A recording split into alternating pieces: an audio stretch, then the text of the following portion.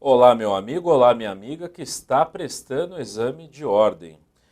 Meu nome é Dalton Oliveira e vamos para mais uma aula do nosso curso de Filosofia do Direito.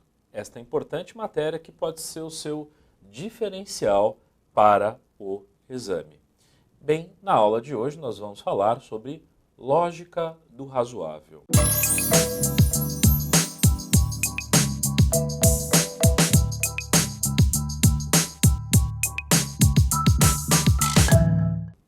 Esse tema é importante porque hoje se diz que há uma superação da lógica formal pela lógica do razoável. Ou seja, nós teríamos uma outra maneira de pensar em relação ao sistema jurídico. O grande nome desta lógica do razoável é o autor mexicano Luis Recassin Sitges. O que ele tem a nos dizer e qual é a grande diferença entre uma lógica formal e uma lógica do razoável? Bem, vamos lá. Primeiramente, o que é uma lógica formal? Na verdade, a lógica formal é o modus operandi predominante em relação ao tipo de pensamento que nós temos no positivismo jurídico normativista.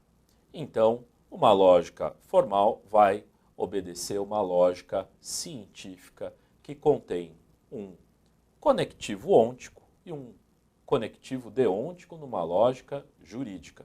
Vamos explicar isso passo a passo. Numa lógica científica que contém um conectivo ôntico, para aqueles que estudaram lógica jurídica, algumas faculdades têm essa matéria no primeiro ano, vai dizer o seguinte: se P, então Q. Se algo ocorrer, causa e consequência, terá uma consequência Q para um fato P. Exemplificando, se chover, e eu estando na rua, se chover, eu vou ficar molhado. Se colocar uma chaleira no fogo, ela vai ferver em alguns minutos.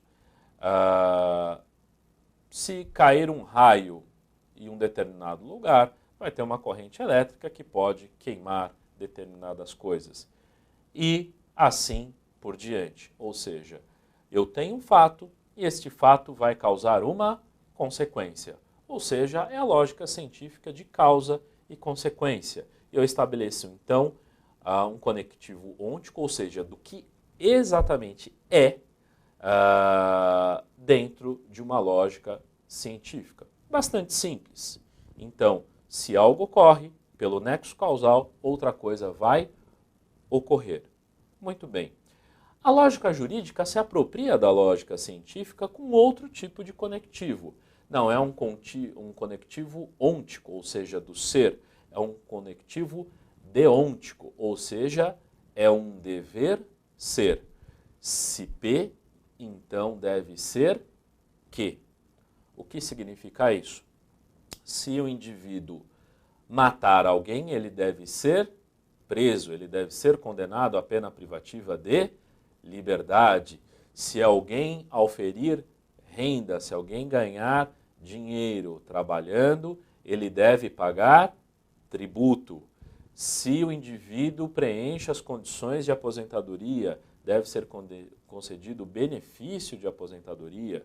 Se alguém cometeu uma infração no contrato, ele deve pagar multa e assim por diante.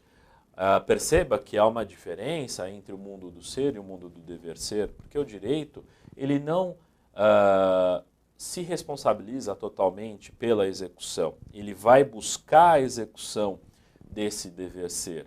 Não significa que vai ser. Isso significa o seguinte: o direito vai dizer, se alguém mata a outrem, ele deve ser condenado. O Estado vai fazer de tudo para aplicar o direito. Não significa que o indivíduo, uma vez processado, uma vez julgado em um procedimento penal, ele vai ser considerado culpado. E uma vez considerado culpado, não significa que ele vai ser preso.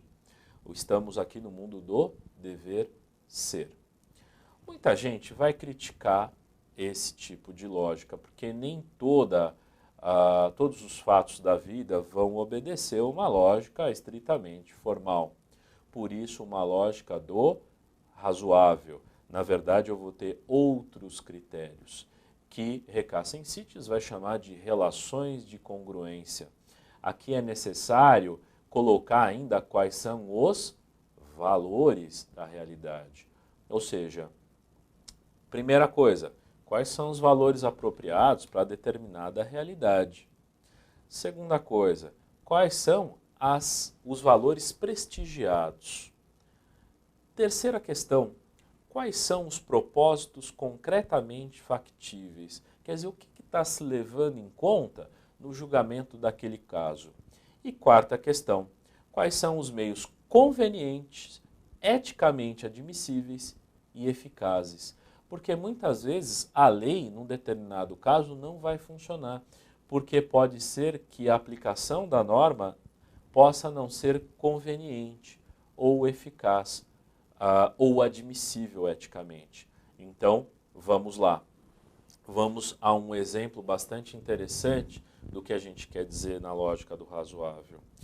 Eu vou contar um caso que, segundo os livros de história e os livros jurídicos, vão dizer que ocorreu na Polônia. O indivíduo ele tentou entrar com um cão, isso lá na década de 50. Ele foi entrar com um cachorro, ele era cego, foi entrar com um cão-guia no parque. E havia uma placa na entrada do parque que dizia: é proibida a entrada de cães e gatos. Provavelmente colocaram esta placa porque, na verdade, a maior parte das pessoas tinha cães. É proibida a entrada de cães. E ele tinha um cão. O rapaz, que era cego, ele tentou argumentar. Ele falou: olha, esse cão, ele não é qualquer cão, eu não vim passear com ele. Na realidade, eu preciso dele para que eu possa me locomover. O guarda, bastante positivista, bastante normativista, falou: olha, a norma é norma. O que está escrito na placa é que é proibida a entrada de cães. O senhor tem um cão, o senhor não vai entrar no parque. Muito bem. Este rapaz ele fica chateado com a proibição da entrada dele no parque, ele tem uma ideia. Ele quer saber, vou fazer uma pegadinha aí com esse guarda.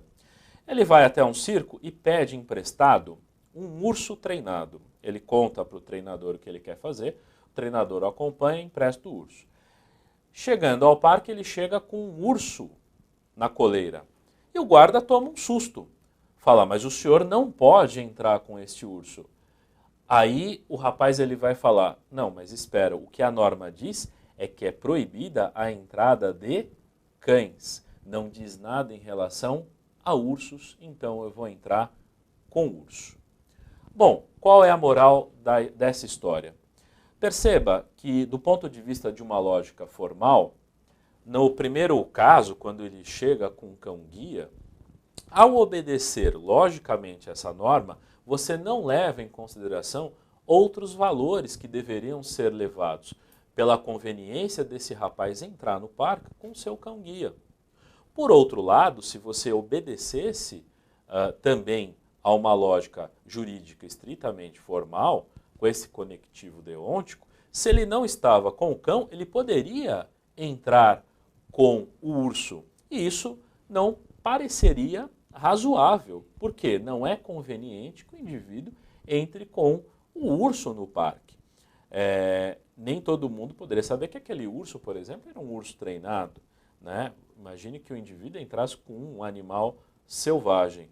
Então, é por meio da análise de razoabilidade, de conveniência, de ética, que eu vou analisar se a norma ela pode ser aplicada e qual é o alcance que ela vai ter, diferentemente de uma relação estritamente formal. Então, nós podemos dizer, concluir, que pela lógica do razoável, Recassencites diz que há um procedimento dedutivo de adequação da norma concretude, ela não é suficiente, visto que a decisão torna a norma como ponto, toma a norma, perdão, como ponto de partida apenas. Toda decisão, ela pressupõe intertextualidade. É algo que nós já vimos lá com Miguel Reale também, na teoria tridimensional do direito, aulas atrás.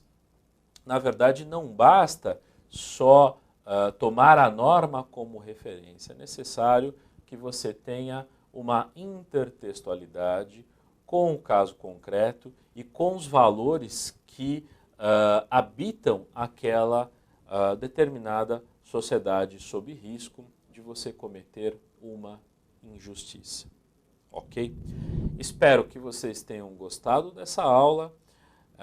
Fico abertos a comentários, dúvidas no meu site daltonoliveira.com.br. Se você gostou deste vídeo, compartilhe com seus amigos nas redes sociais, Facebook, Twitter, etc. Obrigado, fico por aqui, obrigado pela audiência e até a nossa próxima aula.